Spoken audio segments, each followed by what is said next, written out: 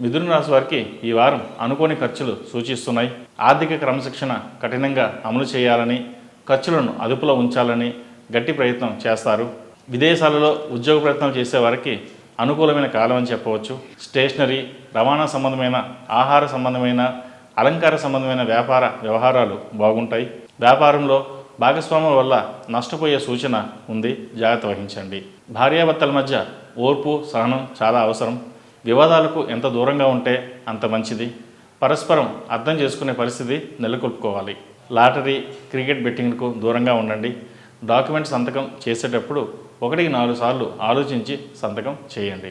ఈ రాశివారు ఈ వారం మందార ఒత్తులతో ఆవు నెయ్యి వేసి దీపారాధన చేయడం వల్ల ఆరోగ్యపరంగా, సంతానపరంగా మంచి పురోగతి కనిపిస్తుంది. ఈ రాశిలో జన్మించిన వారికి కలిసొచ్చే సంఖ్య నంబర్ 4, కలిసొచ్చే దిక్కు తూర్పు, కలిసొచ్చే రంగు గ్రే.